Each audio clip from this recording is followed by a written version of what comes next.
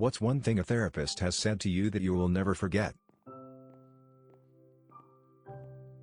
If you make an intentional, well-thought-out decision, how someone else responds to it is none of your business. I didn't believe him for years. My therapist accidentally word for word said my definition of love to me without realizing it when pressed for time at the end of a session and trying to explain how to love myself properly. Honestly changed my life. Made me realize that I wasn't caring for myself as much as I would even a stranger. I'd been struggling with depression and got referred to a psychiatrist, who didn't really help. All he sort of discovered was a mild fear of flying. After about 6 months, I stopped going. A few months later, still down quite a bit, I went to a counselor. She nailed it in 10 minutes. She said, "You blame your mother for your parents splitting up." I nearly fell over when I realized she was right. Unspoken expectations of others are just future resentments.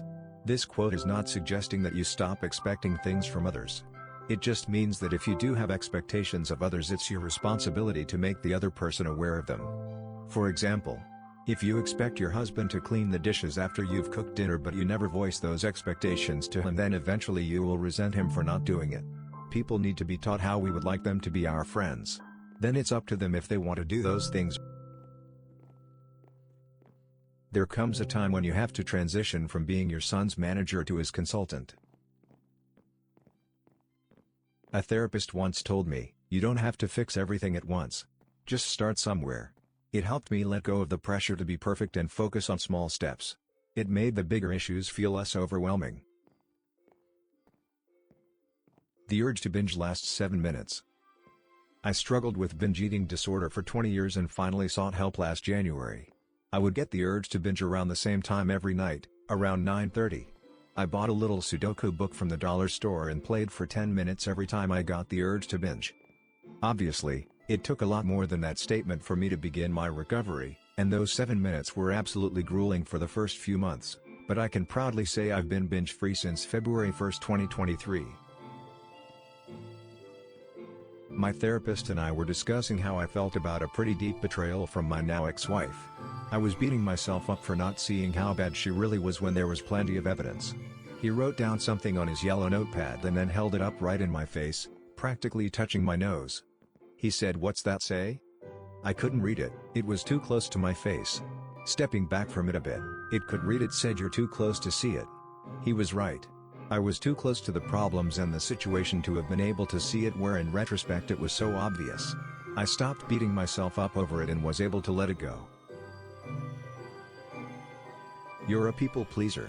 And, aren't you a people? So, when is it your turn?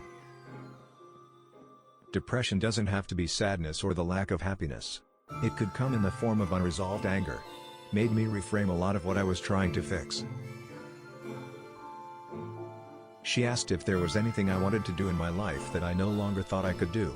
I told her that I wanted to go to law school, but that was no longer in the cards for me. She said, "You know that you can still go to law school, right? No one has to give you permission.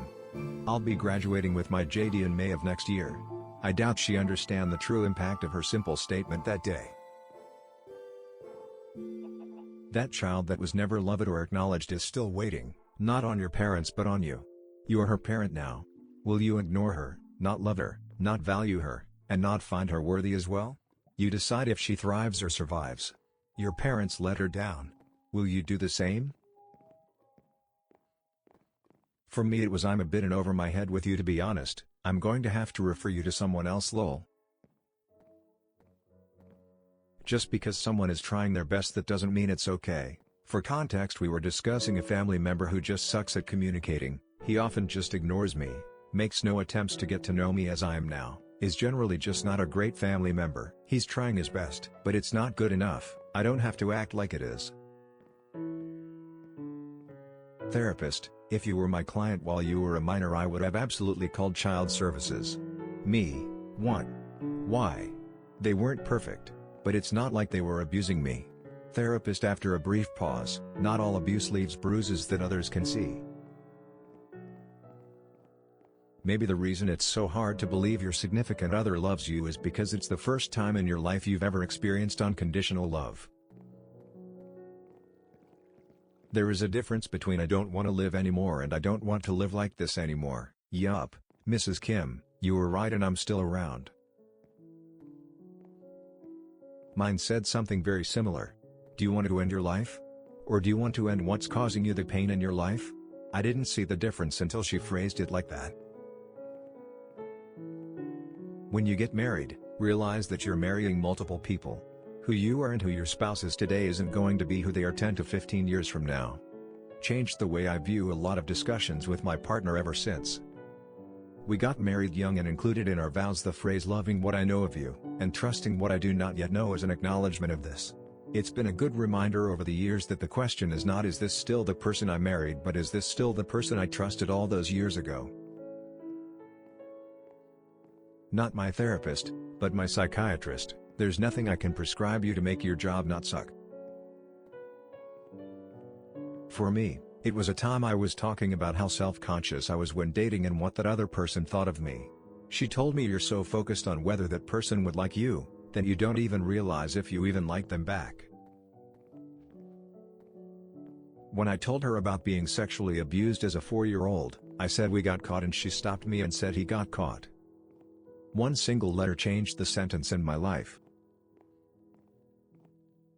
You don't have to be perfect to be good enough. That really changed how I see myself and my struggles. It stuck with me. Why didn't you tell him to stick it umbrellas up his a? I had seen this psychiatrist for over 10 years and had developed a good rapport with him. I was describing an event where my husband was paying more attention to his lady, another man's wife, leaving me to walk in the rain while he went ahead carrying our umbrella. It made the psychiatrist mad and he just blurted that out. It was totally okay. It just told me my doctor cared a lot about what happened to me. They challenged me to answer why I kept getting into relationships with people who are likely to be enter a codependent relationship with me. Bad mental health, physical health issues act. I ended up coming to the conclusion that it's easier to avoid having to deal with my own issues if I spend my time dealing with somebody else's. One thing a therapist once said to me that I'll never forget is, you're allowed to feel how you feel, even if you don't have all the answers right now. It stuck with me because I often felt the need to immediately fix or rationalize my emotions instead of just sitting with them. That statement made me realize it's okay to not have everything figured out and that emotions themselves are valid, even without clear explanations. It was freeing to understand that I didn't need to solve everything at once. Your overfunctioning is allowing their underfunctioning. In relation to my kids and what I was asking them to do around the house. She asked me if I wanted to release adults into the world who were underfunctioning humans. Nope. Next day started with chores and responsibilities and everyone is happier. Your self-confidence will fluctuate day to day, maybe even minute to minute. That's transient.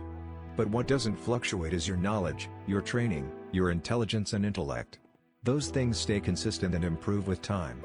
Don't put too much stock in your self-confidence being a measure of how competent you are. Trust in the other things that are consistent and concrete. You didn't deserve what you went through as a child and you also don't deserve to blame yourself for things that happen that are out of your control. Burst into tears hearing that.